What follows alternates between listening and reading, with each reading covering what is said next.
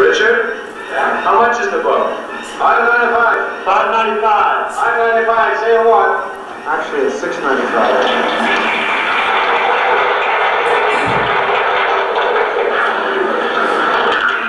I should say a little bit about the conception because it is an unconventional show. The 15 artists who make it up were not simply invited to submit finished photographs. They were part of the whole design, and as the idea developed, it was decided that each of them should make in photographs his own statement, his own essay, what he felt about the West Coast. And that this should take the form of these little books which you see. I'd like to reinforce a good deal of what Mrs. Shadbolt has said in the sense of the vitality and uniqueness of this exhibition, and to stress perhaps a bit more emphatically the quality that you are witnessing something out of the ordinary, something different, not necessarily in photography exhibitions alone, but in exhibitions in general. Each artist would work within the given format, but what went into it and how it would be arranged would be what he had to say. And then the 15 booklets combined together to make the one package. But I think this is important, and I think this is part of its originality, because it really means that the crux of the concept is in these books.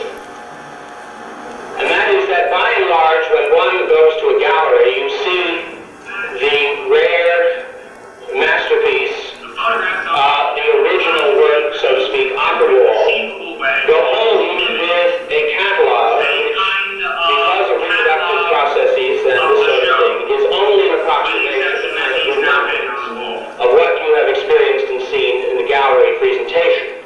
Here it is exactly the reverse. Therefore, in a sense, what you see on the wall is the extension of the idea. It is, as I'm sure we're all aware, a very unconventional photographic show. It has nothing to do, I would say, with a concept of photography as high art, or any of the notions that one might more traditionally think of having to do with conscious manipulation of material, perhaps beautiful or dramatic subjects, notions of the importance of high finish, things of this sort. As I say, they didn't see themselves as involved in high art. And to my knowledge, this is certainly in photographic terms the first time that I've ever experienced it. So well done, and with such an extraordinary degree of innovation. And that is that what you see on the wall really should be experienced as you would have experienced the kind of memory, and that almost it should be demanded of each of you that you must take the catalog, you must help and buy the catalog, actually, take it with you and experience that quality and that aspect of this work. The photographs on the wall have been consciously produced in every conceivable way to almost mimic a kind of catalog of the show, with the exception that these now hang on the wall. Indeed, they are copies of the catalog or of the book, the pamphlet. The wall coloring is a duplicate of the photographic grayscale, which plays an enormous portion, for instance, in making a reproduction of another picture. It's very significant and part of the conception that when you open these booklets, you find the paper is inexpensive newsprint. And I think it's also very significant that if you talk to the 15 artists, you will find that no more than 2 or 3, I haven't tried to count, are people whom who are known as photographers, what we think of as a professional photographer who has put his major creative energy into the medium of photography.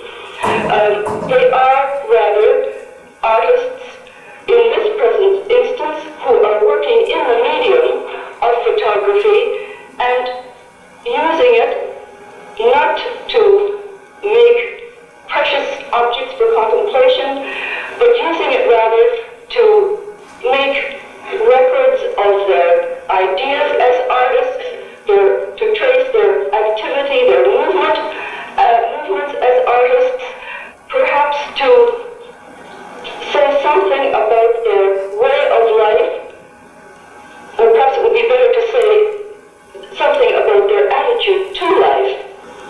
Like authentic artists in any medium or at any time, I think these are artists who are using their medium not for effects or for decoration, but to say something.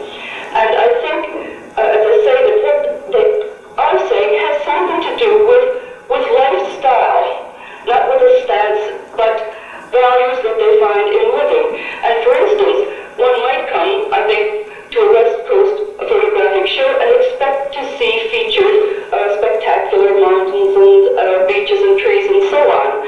But the emphasis is not on subject as such or substance as such, but as I see it, on the process, the openness of life.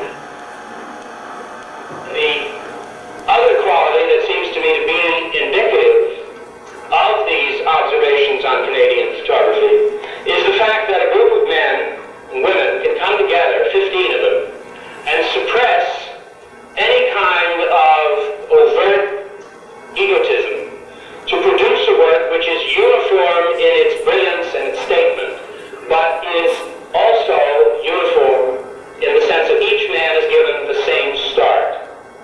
From every standpoint.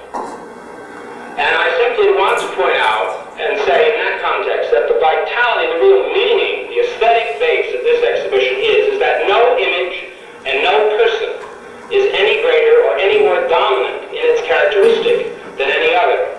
And therefore the book, the series of pamphlets taken as a whole, are a whole.